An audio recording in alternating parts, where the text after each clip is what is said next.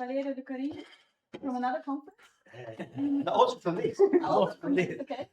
We're going to talk about the response theory and Koopman theory. Yes, thank you. Yes, yes, indeed, I have a fluid identity. That's it. I chose the title, eyeing, the sort of epitome of the romantic comedy, of course, when Harry met Sally. And but apart from that, I'm very happy to be here today. It's a bit of a special day because we're midsummer. In 4 days, I'm turning 50, so I'm entering middle age. Yes, and so today it's it's my grandfather's birthday. He died many years ago now, and it was a very smart man who didn't have the chance to study. And when the time came at the end of World War II, he decided that instead of fighting the enemies the state was telling him to fight, it was better to fight for freedom. And so in these days, each year, I like to remember that education and freedom are not for granted. And we should be, in our study, in our work, partisans for freedom and partisans for education. So I'll talk mostly about ideas in statistical mechanics and some sort of rough applied maths. But I want to give you the motivation of this idea, this line of research. And some people here have been working with me for a long time. Starts from the goal that I set myself is to advance our understanding of climate variability and climate dynamics. You just need to open the news these days to understand we are going through something very special. That is not a fluke, it's very scary. And new tools like the one Simon in the audience is trying to develop will be necessary to anticipate what's happening, predict, and address risk. So climate can be seen as the union of different subsystems which have different time scales, complex interaction, and from a physical, there are many angles on this. So climate is like a word in itself, and one of the key angles when you look at from a physical viewpoint has to do with studying the transfer of energy, mass, species, and phase transition. So now, of course, we are going through an alteration of the composition of the atmosphere, and this is just one of the aspects, but the most obvious, the change in the CO2 component.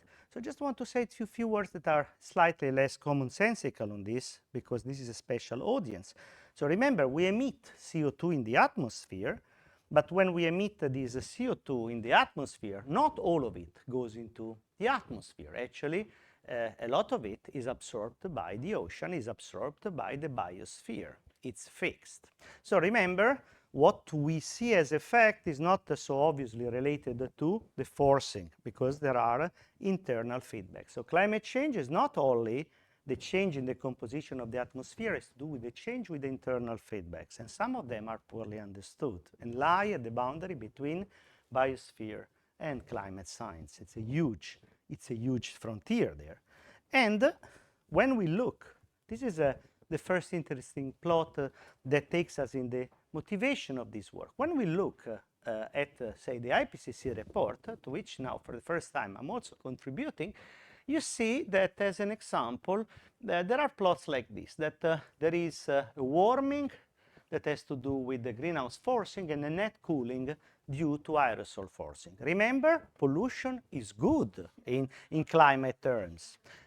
A driver of global warming over China, which of course provided the best example of technological development of the last 2 decades, is the improvement in the technology is making the climate warmer by reducing aerosol in the atmosphere. So things are non-trivial. And the excess of energy, so now we go back to physics, is non-trivially distributed in the different components of the climate system. And it acts on very different timescales. There is an entire research area focusing on it. Where does the energy go and why? Okay?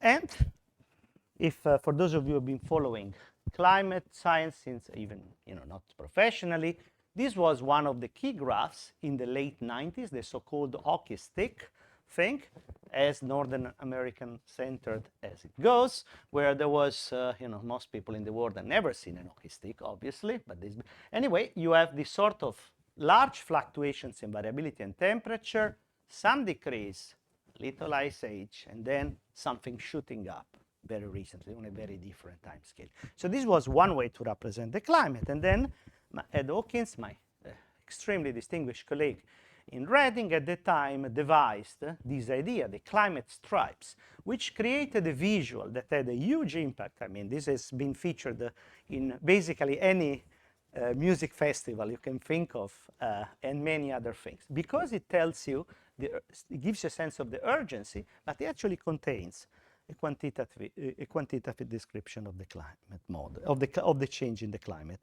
Now, key aspects, keywords that will become technical later are climate sensitivity, long-term response of the globally average surface temperature to doubling of CO2, a standard quantity, it's like H in quantum physics for climate science, and another quantity which has to do with transient response is the transient climate response, so change of the globally average surface temperature after I increase the CO2 1% per year up to doubling. So it's a bit more technical, and then I keep it steady. So these quantities are global and are used as an example to tune and understand the overall performance of climate models. So you see that there is a lot of things are missing. So what is missing mostly is that the climate is, that's the beauty, that's why it's so difficult. It's a multi-scale system. This is the so-called Mitchell diagram in the version produced by one of my favorite scientists in the world, Anna von der Eyck and collaborators. So there is variability over 15 orders of magnitude in time and in fact in space, and different components of the climate system have the lion's share of the dynamics in different ranges. But you see, there is overlap everywhere. There is no time-scale separation. All the beautiful theory of reduced order modeling based on taking a limit fail miserably. So you're not gonna get a free lunch, and Moritz Wansing is not gonna be easily solved, technically speaking. So that's why modeling and theories are so difficult. But climate is also has the dimension, of course, has the dimension of agency and humans. And the big problem of climate, of what we are observing in climate science is who is causing what. So how, if you have a multi-scale system, how can you exclude that the temperature change is just a random process? This has been the key argument used to say climate change is unreal. It's a correct argument. It's silly to say that this is just a simple straw man argument. There is more. But Hasselmann is the person who deserved the Nobel Prize because he proposed many things, including a strategy to address this fundamental question. So he was like Conan Doyle, and he told us how to solve the whodunit of climate change. So how do I separate the impact of, say, anthropogenic forcing from all the rest? And so link causal, in a causal view angle, signal and forcing. But this is very non-trivial. So the final outcome, and I start from the phenomenology on purpose. The final outcome of the detection and attribution studies, the cornerstone of all the IPCC, of all the UNFCCC. So what needs to inform policymakers and needs to be uptaken by scientists and experts is to separate temperature as an, but not only, could be precipitation, time series, into the components due to natural forcing and human forcing. Why? Because the goal is to let the polluters pay. You have to tell how much of the change is related to whom. It's not just, it's a question with a lot of legal implications. And this is why causality here has to be intended in a very special way. It's not causality of correlation, but it is a causality related to the Peirce's idea of, if you want, agency and intervention. The problem is to compare the climate you observe with the climate we would have observed had humans not done anything. this is it. And without going too much into the details, this is a huge literature. The fundamental idea that Hasselmann proposed and then has been extended is to decompose the climate change signal, which could be a field of temperature observations, yk, so it's one observation, to this realization of the universe as an optimal linear combination of fingerprints, which are, let's say, proposal for climate change signal in an ensemble sense. So the xk are statistical mechanical objects. Instead, yk is one stochastic realization. So it's a non-trivial with the proper weighting beta k, linear. So it's a linear combination plus the rest, which is a random vector. And this is the natural variability. So note the genius linking natural variability, what we observe, and climate change in an average sense. Very non-trivial. Okay? Now, and as I said, the logical foundation that's been established more recently has to do with the notion of interventionism in causality. This is essential for legal purposes, as an example. Now, there are ways to solve this problem, and these, like through linear algebra, in fact, with some complications depending on the assumptions we make on the nature of the noise, on the nature whether we have perfect model, imperfect model. You know, you can make it as perverse as you want, but there is a way to solve this, and these equations have been used. I will not derive or be so interested in these equations, have been used to do the climate change detection and attribution. This is the keyword.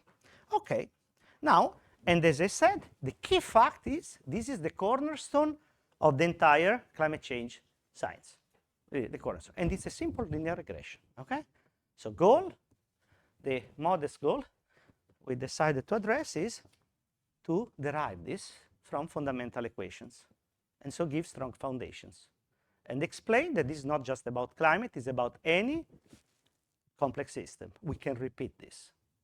And the tool will be statistical mechanics, response theory. And the way to explain it will be through Koopman theory. Okay? So that's the idea. Now, the starting point is another important contribution of Hasselmann, the whole idea of stochastic climate models. The idea that you can write approximate description of the statistical and dynamical properties of the climate system as a stochastic differential equation, possibly in high dimension. Remember, I mean, Ilya is one of the people who very early with his earlier collaborator, Michela, worked on this in the early 2000s. The genius idea is that this was, of course, a heuristic setting, but had huge impact on the whole notion of stochastic differential equation and motivating the thing. Now, we know that you can't easily separate drift from a stochastic forcing because of lack of time-scale separation, but the idea is extraordinarily strong. Okay, now, so this is this context and the motivation. Now, let's develop our tools. So the tool I will use, and I'm biased, of course, by my background and my interest, is response theory. So in a nutshell, response theory is a thought experiment. So I assume I have a system that I can observe, I can perturb it through some knob, and I have a protocol of perturbation of the knob. So the climate, I observe it with satellites or temperature, you know, meteorological station or whatever. I perturb it, I put stuff, I change it, I change the land surface, I put stuff in the atmosphere, and I want to observe the change. That's what we do, but I want to be able to predict the change. Okay? That's the goal of the theory. And briefly, the theory starts in near equilibrium statistical mechanics by Kubo, becomes something mathematically very interesting through Ruel. Then it deviates in a direction of stochastic systems. It's reinterpreted through the lens of transfer operator and changes nature. And then it's merged with the with perturbation theory, with Markov chains, because at the end, everything is a Markov chain, okay? And we are very happy to do that. The Markov chain will be actually a key, not everything, of course, is a Markov chain, but Markov chain provides us tools to do calculations and interpret results. So these are the four key ingredients: the system, the parameters, the protocol, and what we measure.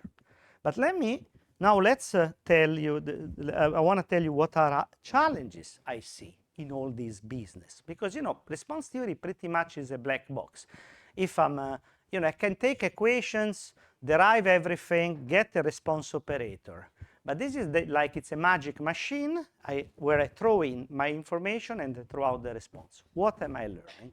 So one thing that is missing is interpretability. How can I associate the response of the climate, or the response of a complex system to its natural modes of variability? Or how do I relate climate change to climate variability? That is what I have in my mind. But you can frame it in any context you want.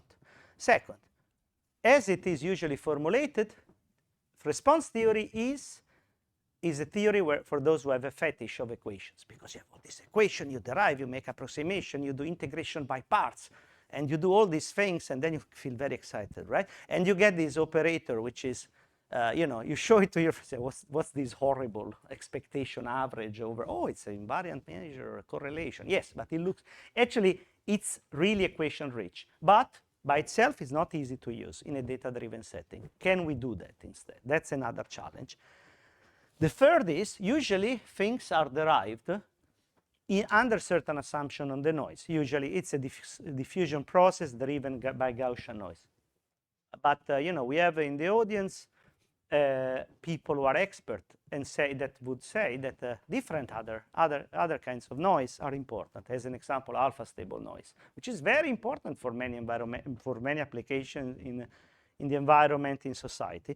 Does this work also for this messy or horribly messy process? Try to integrate a Levy process, and you will see what happens. Last problem, which I'm not going to touch at all today, but I discussed earlier in our workshop, is the problem of the reference state. In fact, anticipation, everything I'm talking about, I'm going to talk about results where the reference state is stationary. But under relatively weak hypothesis, everything will tell you applies also for time-varying reference state. And these are results I obtained together with Stefano Galatolo. Okay? But I will not talk about the last one. Last point. So, response theory in a nutshell, here formulated for diffusion process. Actually, I do most of my calculation now with Markov chains and then retranslate them. But so I have a stochastic Langevin equation of you know, that form. I make reasonable hypothesis of ellipticity, could be even hypoelliptic, in fact. Then I add the perturbation to my drift, and then there are standard ways, 2ML formalism of Dyson, whatever you prefer, and you derive some expansion, linear and higher order, in fact, expansion, telling you how they measure changes with respect to the reference measure. You assume there is a unique invariant ergodic measure to start with. And then actually a nice result we obtained with my student and collaborator, Manuel. Actually, you get a very similar formula. It's well known, but it was not so much, not so well known. You can get the same by perturbing the noise flow, and you get another correction. So, but interestingly, again, I think climate offers a nice lens. So the first one is the unperturbed climate. The perturbation to the drift is large-scale forcing. The perturbation to the noise is perturbation to small scale. So let's try to give some meaning to it. They're not just, you know, we can dress these equations with some results. And playing at it, doing the integration by parts, sweating a little bit, you get a generalized form of the fluctuation dissipation theorem. Response operator are just correlations in the unperturbed state. So you have predictive power, you observe only the unperturbed state, use correlations to predict the response of averages of general observable. If you want to predict the response of correlations, you have to go to 3-point correlations and so on and so forth, but I will not touch that.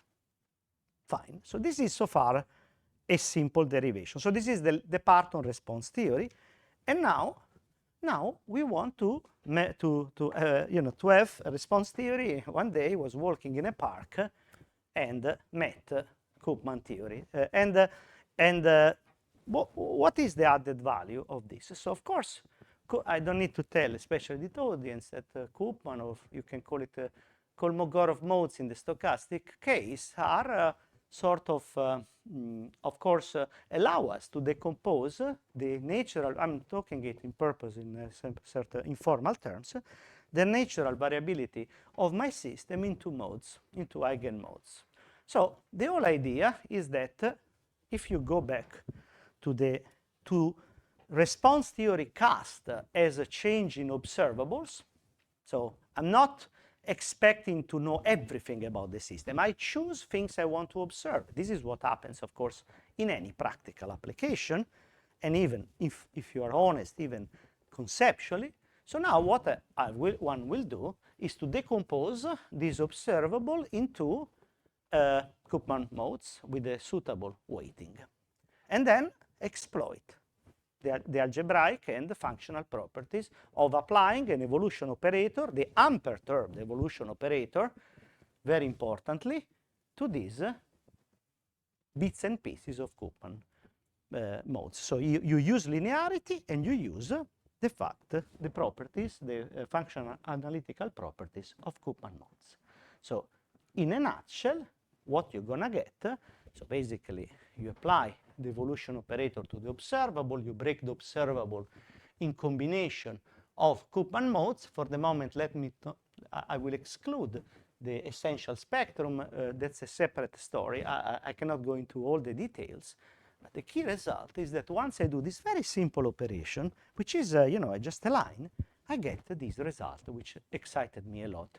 That now, any green function, so I take a system, and regardless of what I observe and how I force the system, any green function, if I have a positive, a non-vanishing spectral gap, and the essential spectrum is not so important, will be written as a sum of exponential functions, where regardless of how I force or I observe, I'm gonna get the same lambdas. That's extremely important. Forcing and observable will appear in this alpha. So now I have a strategy. In principle, if I have a very good measurement of G, I can use the Prony method and extract the different exponential components. The Prony method is very unstable. That's a statistical method used in electric engineering originally, even if maybe April might object that it is unstable. She's developing with Matthew ways to deal with that.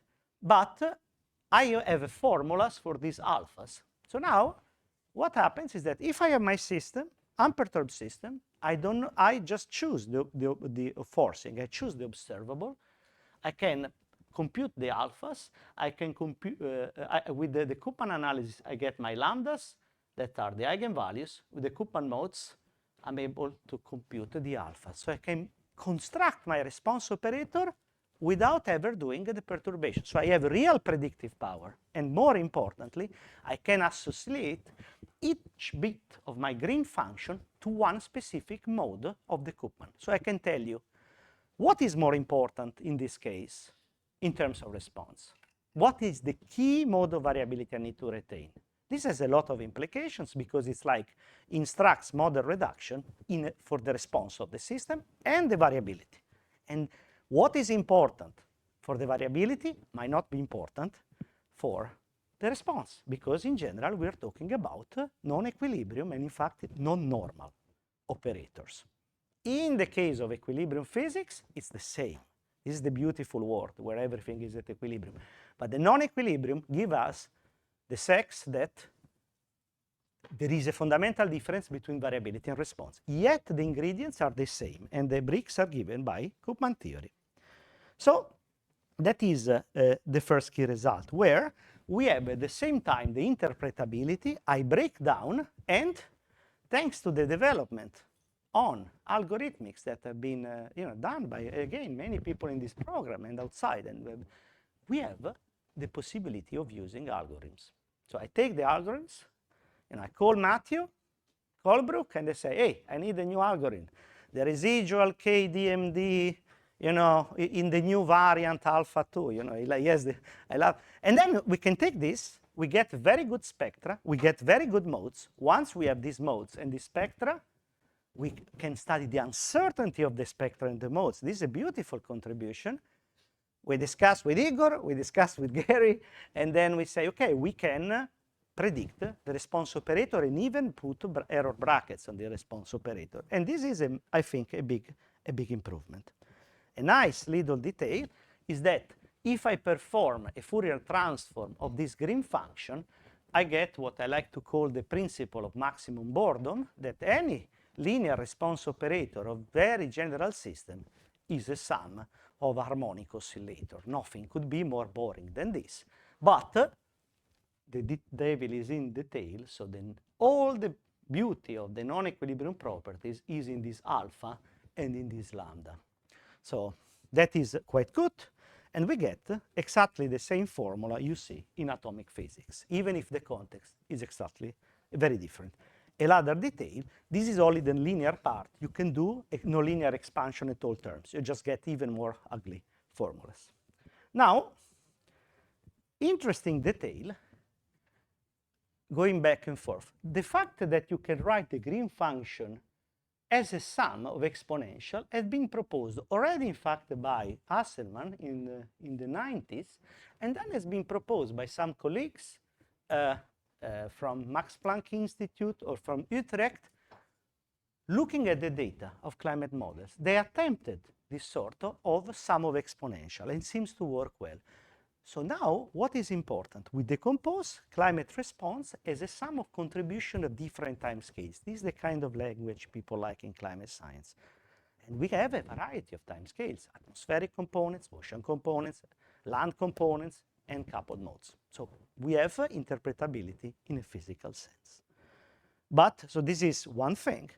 But once I have the green function, I can do prediction of response, so of the response. So I can translate forcing in signal. That's the whole idea of green function. So this is, work done initially and a lot with Francesco Ragoni, who is in the audience. And the whole idea, we took climate models before we knew the theory, the complete theory, and we tried to construct green function following basically by the book, Ruel's formulas. And then we applied it, and somehow surprisingly, we got, let me see, so what we got is that we were able, in models of different level of complexity, but these are climate models with order 10 to the 5 degrees of freedom, with the atmosphere, the ocean, the biosphere, we were able to predict for a given pattern of CO2 forcing, the increase in the globally average surface temperature, the change in the surface temperature patterns at surface, and more recently, using the almighty facilities of MPI Hamburg, the supercomputer there, because things becomes heavier, we were able to predict the response of the ocean circulation in a full-fledged GCM. So this is a kind of model that is used as, to provide official information for policymakers. That's the MPI-M. And you get, as an example, information on the so-called cold blob. You might have heard the fact there is the region in the North Atlantic where the temperature goes down. Why? Because the Atlantic meridional overturning circulation slows down. And you see something very interesting, is that the Atlantic meridional overturning circulation in this pattern of forcing has a very rapid decrease and very intense decrease. You might have read in the literature about the risk of collapse of the Atlantic meridional overturning circulation. So what we have, and also I'm following up on Reich presentation we had yesterday, is that proximity to what in climate science is called the tipping behavior has to do with the divergence of the linear response operators, unsurprisingly, which means the spectral gap becomes small. So if the spectral gap is small, the response is strongly amplified. If the spectral gap goes to 0, the correlation are sub-exponential, and the system explodes. Okay? So this is a way to characterize climatic tipping points.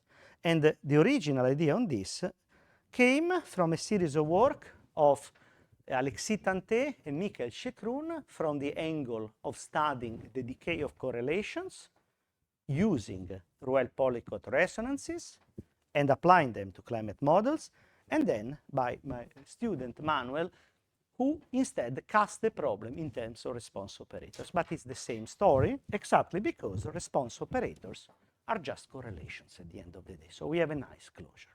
Okay, so I hope I convinced you. I will skip the part on engineering because then I get angry.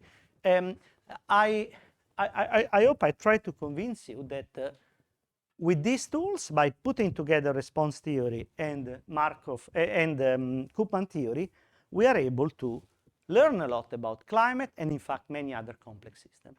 But now, sometimes you met. There was a different twist to the plot. So I'm a close friend and collaborator a bit, only unfortunately, with Alessandro Laio. He's a professor at CISA. He's one of the experts in Markov state modeling. So Markov state modeling is a sort of a magic machinery that people use studying, complex system, complex molecular system. And basically you partition the phase space of a system in cells, and then you treat the system as a Markov chain, and there is an enormous literature on how to construct this Markov chain, what information to extract, the quasi-invariant set, this and that, the flow of probability in phase space. Is sort of a beautiful development in statistical physics. And in fact, what happens is that, as probably many people in the room knows, taking your phase space, partitioning it into cells, and then studying the flow probability between these cells is basically close relative of doing a Koopman analysis of my system in discrete time using as characteristic function, as a dictionary, the characteristic function of these cells. So now we have all the theory I told you before, all the result I told you before, translate into a theory for Markov chains once I go through this. So now, what I like this is that there is, of course, a lot of literature on Markov chains, but you can think of Markov chains, their property, their perturbation theory, which was another part of the work of Manuel, in fact, is nothing but a special case of the stuff I told you now. But Markov chain have magic. The magic of Markov chain is that they are finite matrices. We can derive very rigorous result, and developing a perturbation theory is much easier. And it's easier even to study problems like those Gary proposed years back of optimal linear response, of targeted linear response. So now we have a powerful tool for which we have scientific software like that works perfectly, MATLAB, Python, Julia, whatever, and we can unleash, we can describe a system in this way and unleash the power of these Markov chains, and they are incredibly effective. So now, let me show you, trying to combine, to show you the combination of the data-driven and interpretability plus we get in response theory, work that we have done in the last couple of years, also involving, our team in Leicester and with a very precious collaboration with Matthew Colebrook and Igor Mesic. So we took various systems. I will present only one case. In this case, the Lorentz 63 system plus noise, just to regularize things and avoid all the properties of the complexity of the measure in the deterministic case. So these are the classical parameters of Lorentz with chaos and so on. You get the usual butterfly. And what we did was applying the theory I mentioned you before, so studying the Koopman modes, which had been studied exactly in the same year, so we had a good way to test them. Finding the lambdas, computing the alphas, and then constructing the response operators, and then testing, doing a crucial experiment whether they work. So this was it has taken a couple of years. These things are not easy. And so the first thing we did was trying to study the leading eigenvalues of the Kolmogorov operator, doing first a regular Ulam partition with different cubes of different sizes, then doing instead an adaptive partition with Voronoi tessellations, and then using different dictionary, Chebyshev polynomial, and then kernelize the DMD. So we tried all the menu, at least a good piece of the menu of Koopman modes. And then each time you get a slightly different result. of course, but we get a good agreement, very good agreement in the spectrum, I mean, at least in the leading modes.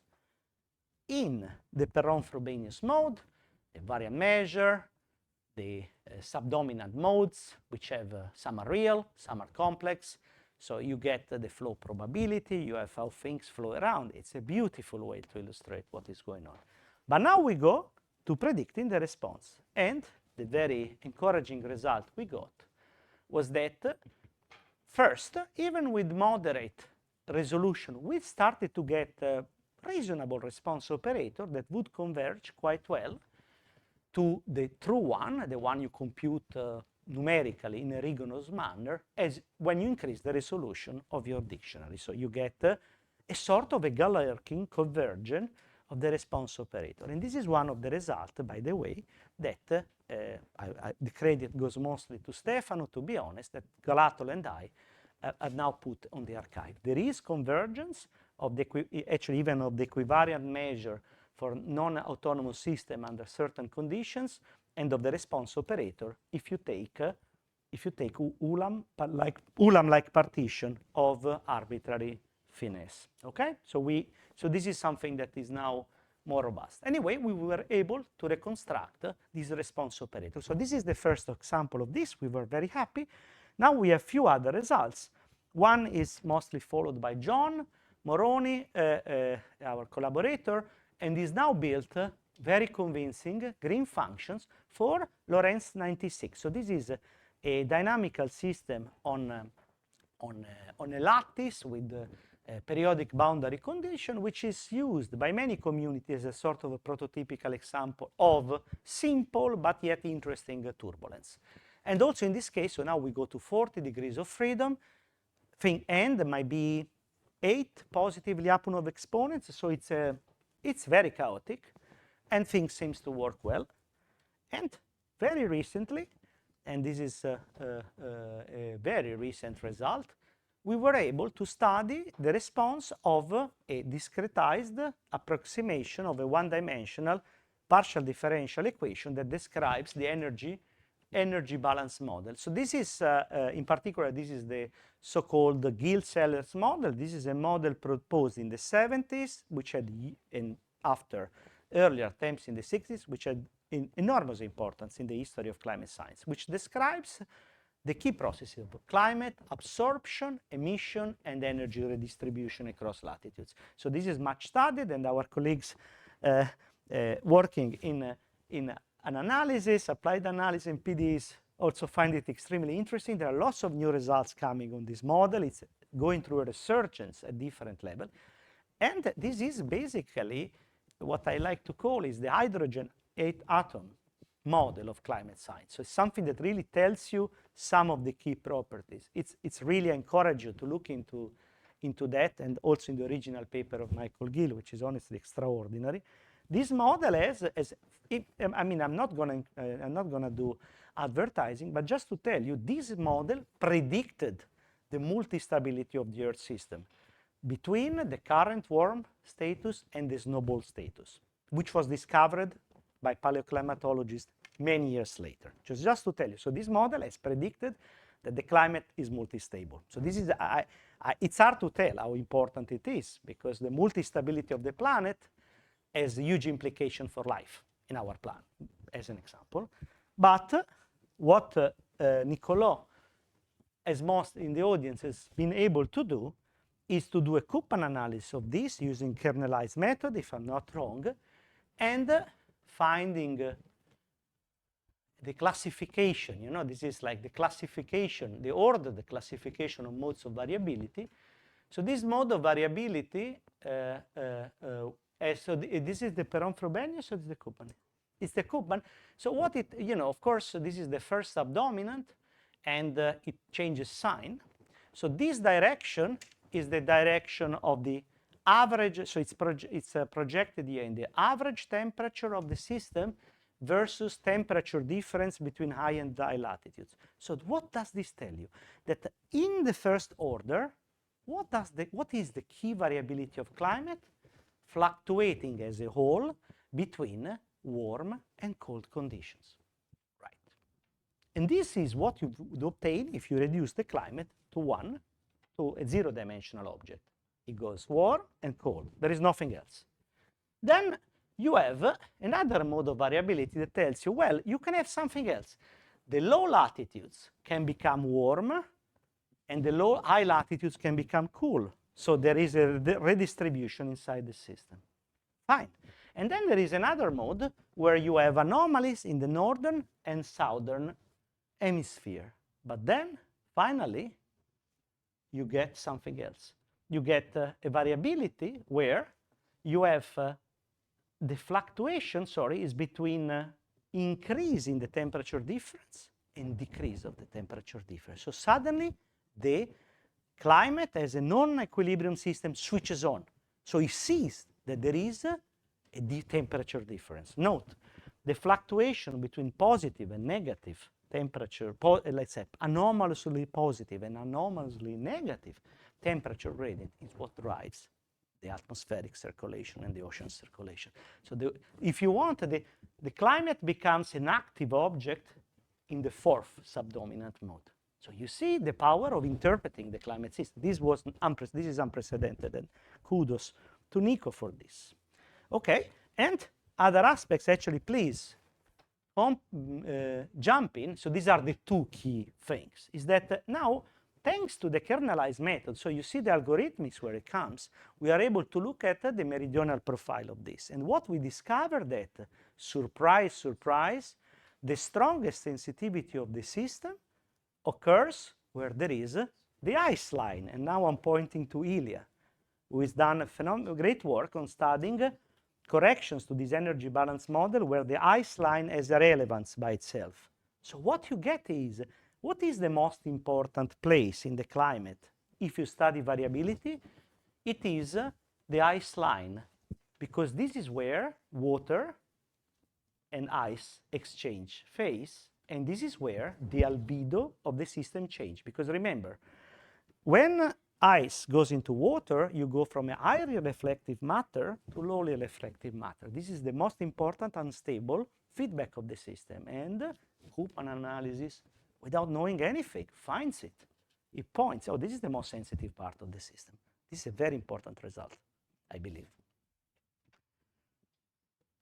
And again, these are new, not even unpublished. I received these figures literally a few hours ago, and they are produced, so it's a very good timing to present it. I'm very happy to present them. Our group, but again, mostly Nico, has been able to not only to reconstruct the spatial pattern of correlations, but also to reconstruct the spatial pattern of climate change from using Koopman model. So the result is the sort of plan, the hope we started with, of being able to do a coherent theory of climate variability and climate response has been possible by combining response theory and Koopman theory. Koopman theory gives us the key, unlocks the safe of natural variability. Response theory tells us how the climate change. By bringing them together, we understand why climate changed. Okay, that is the key advantage. And this is going to be my final. There are a few other things, but I'm going to stop here. The other thing we are learning, as I said, is that tipping point in climate have to do with the closure of the spectral gap. And again, we can test this. We know this from the equations, but what is the physical manifestation? How we go from phase space to physical space?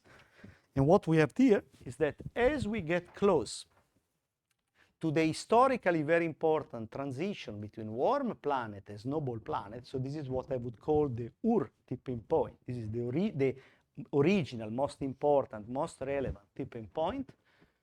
I mean, a cornerstone of climate science. What we would hope to get is an increase in the time scale of the associated Koopman modes. Interestingly, the closure of the spectral gap does not happen only through the first mode. All the modes slow down. So it's a non-trivial way. This is something to be understood. Why are many modes together going to zero? This is a non-obvious thing. A lot to learn. And as I understand, exactly when this, we get close to what is called in the climate literature B-tipping, so tipping associated to getting close to the bifurcation, the sensitivity of the system to the position of the ice line explodes. So we have the physical fingerprint of this, okay? So this is, I think, a key result. Let me just conclude by saying, so this is, I think, an important advance in this research line.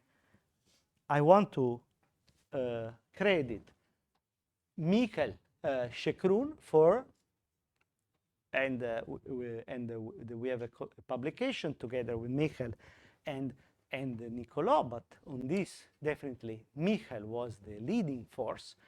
So he said years back, let's try to use this Koopman formalism to study response theory for mixed jump diffusion process. And after 20 pages of calculations that honestly I encourage you officially to read, the key result is that indeed, also in this case, it is possible to construct green functions, response operators, and to our greatest surprise, again, in this case, we use the same toy model, construct response operators, compute quantitatively correct prediction with this response operator, both for the case of system driven by Levy noise, and that's something we knew already for the diffusion case.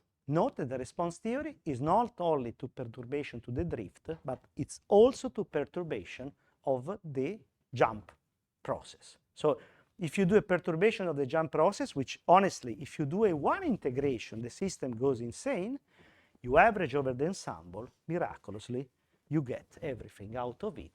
And also in this case, you can compute all the Koopman modes. I stop here by saying, and not showing you because it's already I think it's too much material, that with linear response theory, you can derive the equations of detection and attribution. So you can link through a trick, not a trick, to an interpretative step. Trick is not a good word. The prediction in a statistical mechanical sense to the signal in the single realization by lifting your result, basically. And I stop here. Thank you very much.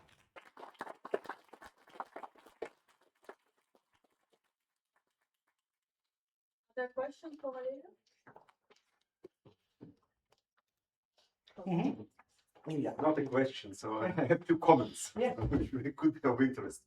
So if you can show this slide with this lady, so the lightest paper. Yeah. So I just want to mention, so yes. that, about 10 years ago, so we had something which is very similar to what you say. So what we did, one-dimensional model, multi-well potential, Yes. and small Levy noise. Yes. So then you can ask a question. So what are the spectral properties of this? So divide this into small parts, exactly what you call a finite state Markov chain. So for example, we have 1 million states. Okay. Yes? But you have n wells, say 3. So, and then you get a huge Markov chain, so dimension 1 million. And it turns out it will have exactly 3 small eigenvalues. Yes. So, and a huge spectral gap. Yes. And then you can get also eigenfunctions, exactly 3, so which are important, not surprising. Yeah. So, and then we proved convergence, and so this is a way of studying these things. Okay, yeah. So this is just for information. No, it's not. So the pictures are very nice. So that's one comment. So this means some similarities. So another thing, so which I learned about, well, just 1 year ago, I was really very surprised. So if you can show the equation for the Lorentz model. Yes, of course. So I don't know, so if people are aware of this, I was not aware of this. If you want to simulate exactly this equation, so by Monte Carlo, so not operators, but Monte Carlo simulations, it turns out that exactly for this equation, there is no theory of convergence. It's amazing. Okay. So because to prove convergence, you need more or less 2 things. Dissipativity, and this one is yes, it has the loop, yeah. And then you need a technical condition which is called one-sided Lipschitz continuity. Without that, you cannot prove convergence to the true solution. Okay. So this guy is not one-sided Lipschitz continuous. So not? Yeah. Yes.